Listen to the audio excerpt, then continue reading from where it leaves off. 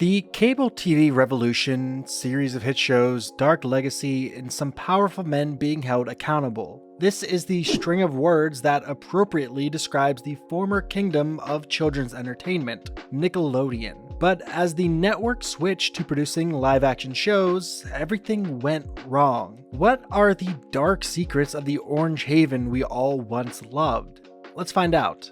Nickelodeon's cable revolution.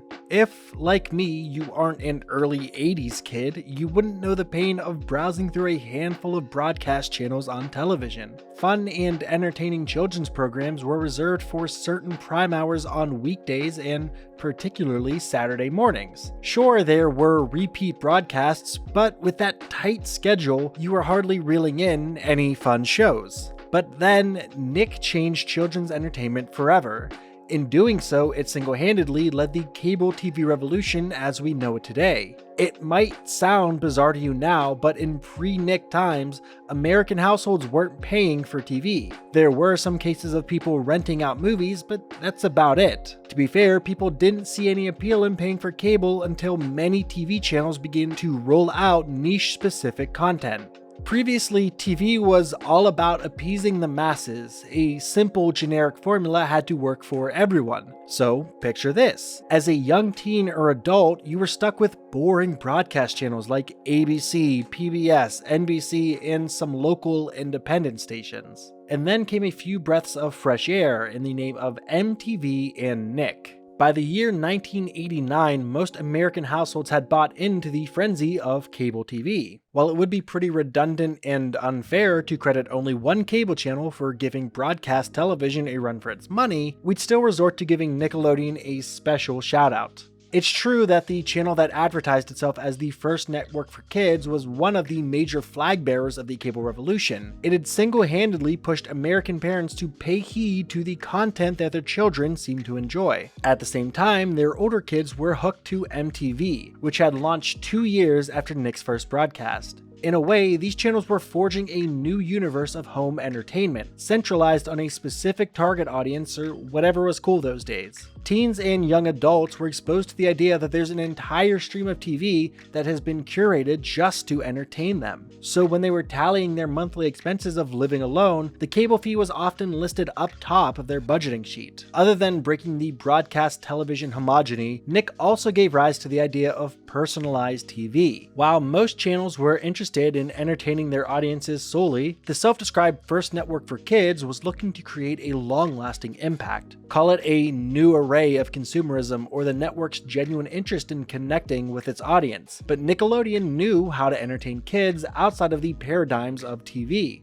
At the time, networks relied solely on subscription fees and advertisement revenue to create profit. Nick was obviously making money with the traditional models as well, but the network went out of its way to commercialize itself. Yep, the network started to roll out merch before the idea was even cool. Geraldine Laybourne, who was the president of the channel back in the 80s, explained the role of Nick as more than just a programming service. So, there you go. From the very get-go, Nick's idea of connecting with its audience was all about extending the channel's branding beyond TV hours. It's true that Nick wasn't the first network or media company to pull such strings. The sort of double branding was already in the works when Nick began its production, but the channel was able to mainstream and embed it into its television culture like no one else. Whatever children were watching was being manifested in toy shops and magazine stands. During the same time, as described by Laybourne, Nick was always looking for ways to curate creative voices to entertain and serve their target audience. Maybe this is why Nickelodeon seemed like such a monumental idea to the parents as well, enough for them to pull money out of their wallets to buy their kids Nick magazine, or a slew of new toys inspired by famous shows. Not to mention, Nick was doing things right. The balanced conjecture of education and age-appropriate content pleased the parents too. So many Gen Xers had the time of their lives at Nick's combination production studio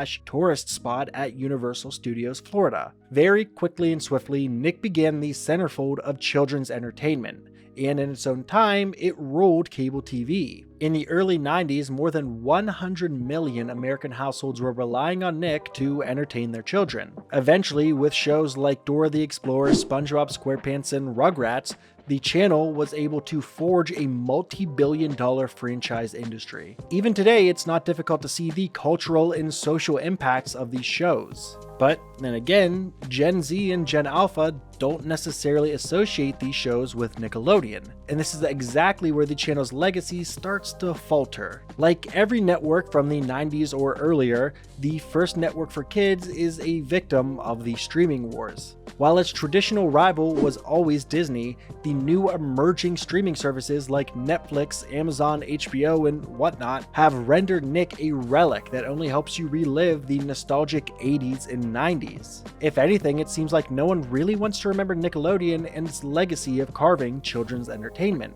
And to be fair, the streaming wars are only one aspect as to why Nick is being sidelined today.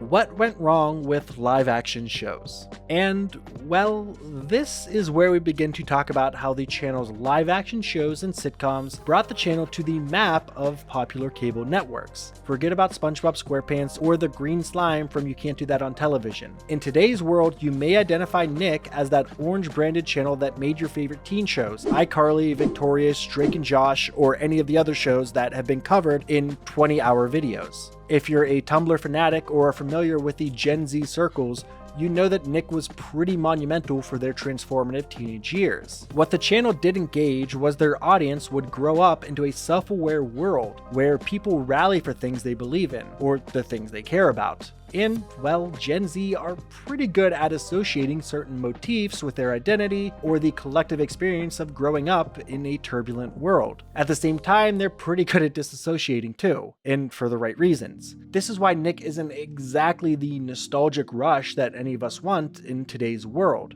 Mainly because now, let's say when you think of Drake and Josh, you don't think of the gutsy jokes in the show that weren't funny but made you laugh either way. If you could figure all that out, why are you failing math?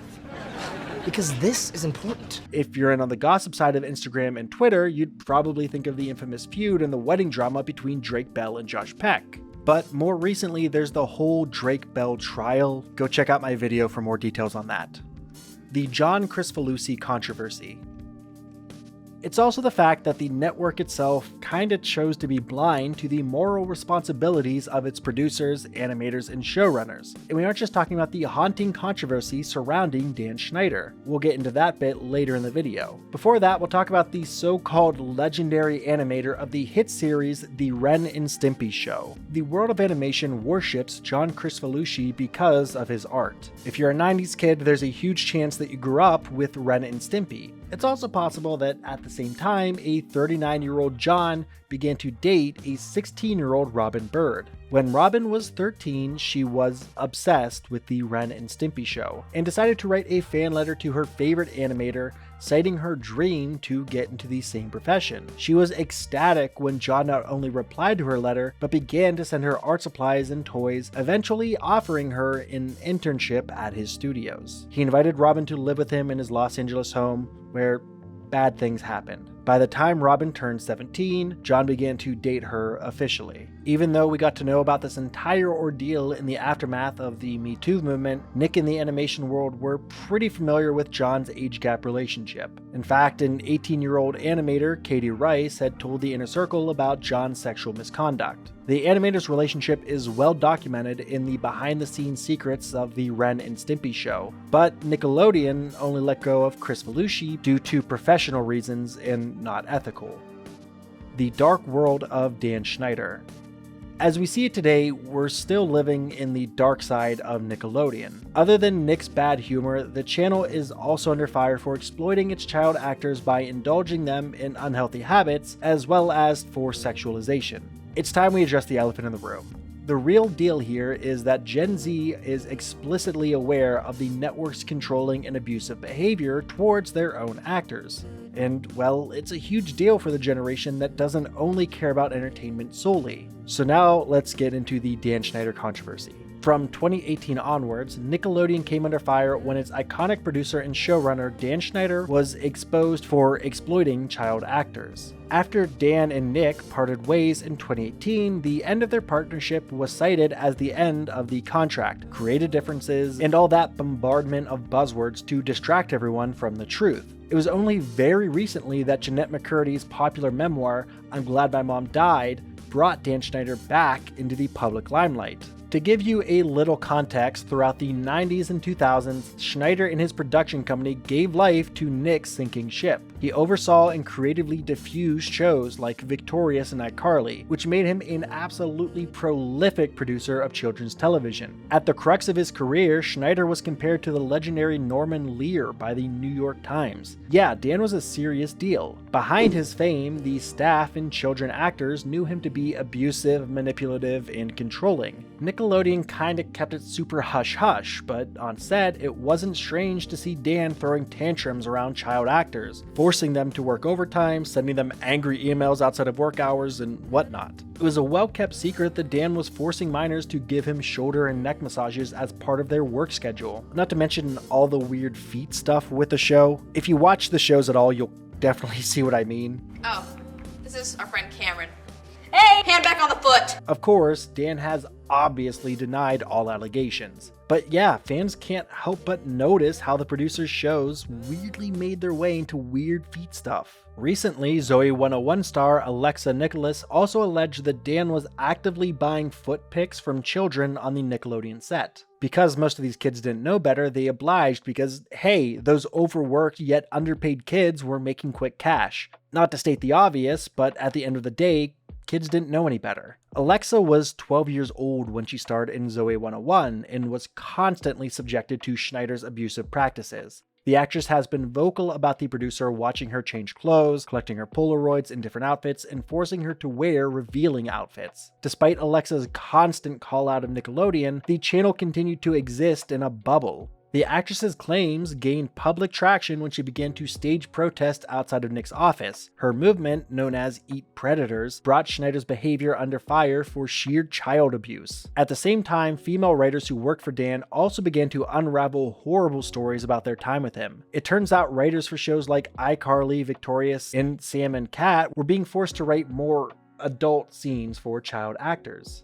For instance, in Sam and Cat, there are moments when Cat tries to drink water upside down in a, we'll say, strange way, or there's the time she rubs a potato sensually, or when Cat sticks her toe in her mouth, and that time when she's surrounded by guys with water guns, and honestly, this whole thing's just gonna get me demonetized. It's not surprising that everyone involved with Schneider's business had little to no say in the creative direction of the hit shows, including the top dogs at Nickelodeon. Dan had given them a formula of success after they'd lost their market share war to Disney not once, but multiple times. Teenagers working with Dan were also trying to thrive in a very competitive setting where they had to make up for Disney's roaring success. Driven by the dream of making it big, child actors took everything that was offered to them forcefully or otherwise. As we see it, being close to the top exec at Nick was something super desirable, cool, and exclusive. To quote Page 6, Dan Schneider knew how to get just what he needed from a rambunctious group of teens who thought they were all that. The I'm Glad My Mom Died memoir. Allegations against Schneider gained momentum once again in 2022 after the release of Jennette McCurdy's popular memoir, I'm Glad My Mom Died. McCurdy had starred in iCarly and Sam and Cat, which made her the quintessential Nickelodeon star. In the memoir, the former child actress talks about the unnamed creator who had helped propel her into inappropriate situations and overworking her, which fueled her eating disorder in real time. It's only worse when you realize that Sam's obsession with food in iCarly was portrayed quite insensitively. As per McCurdy, the creator refused to exclude jokes about Sam's eating habits despite her continuous complaints of discomfort. Now, Jennette McCurdy, probably for legal reasons, doesn't reveal who the creator is. But I mean, she really doesn't have to. It's widely believed that she's referring to Dan Schneider, the producer for iCarly. Perhaps it was the attention-grabbing title of the memoir that got everyone hooked, but the reader stayed for Jennette's hilarious and heartbreaking stories. Not to mention, I'm Glad My Mom Died is the first time we get to see the dark side of Nickelodeon through a very close lens. While there's definitely need for a larger conversation on the child actor system, we also got to see the network's sheer complicity in the exploitation of minors like McCurdy. It's abysmal that the higher execs at Nick only prioritized their spot in children's entertainment and not much else, while the network constantly saw their child stars as investments in the real showrunners, they didn't feel the need to call out Dan for his problematic, predatory, and abusive behavior. Even today, the network hasn't held the creator responsible for his abuse and misconduct. The company only let go of Dan and his creative company in 2018 because of workplace violations. It's just convenient that by that time, Schneider had stopped adding value to any of Nickelodeon's recent efforts to get back on the map. But then also, we're going to get into a different tangent here. For the most part, Nick's defense of Dan Schneider was rooted in the fact that the parents of the child stars hadn't raised any concerns against the producer. The network maintained that parents were present on the set every single day of shooting and accompanied their children in their conversations with Dan as well. There's no doubt that parental responsibility seems very hollow in the case of child stars working for Nick. But then again, what Nick seems to not want to acknowledge is that some of these children were stuck with abusive parents who mainly showed up for paycheck negotiations. And all guardians were also cut off from the review process, as well as most decision-making aspects of the show, such as outfits, kissing scenes, and other sensitive notions. What we don't get to hear is the fact that several child actors were stuck in toxic parental relationships. Most notably, Jennette McCurdy has talked extensively about her mother pushing her into acting, despite her discomfort with beauty standards, eating disorders, and everything else. To make matters worse, whenever child actors garnered any courage to speak up against him, they were invalidated by the higher-ups and their fellow stars. In this new age, Gen Z and future generations aren't concerned with getting entertained only. They want media companies to respect the personal identities and rights of everyone involved in the process. Above everything, they want powerful people to be held accountable. Increasingly, young people are questioning unethical practices that have been mainstreamed in the popular media. From exploitative wages to child protection, they want networks to do better, to be better. And if channels like Nick aren't, they can't exactly find success in the hyper-vigilant world that's being ruled by the youth. It seems like Gen Z doesn't forgive or forget, and well, that seems fair to us. But anyways, this has been 10K Bill, and thanks for watching. Comment down below what you'd like to hear me talk about next. Support us on our Patreon if you like this content and want to see more like it. And of course, make sure you subscribe for all your entertainment-related content.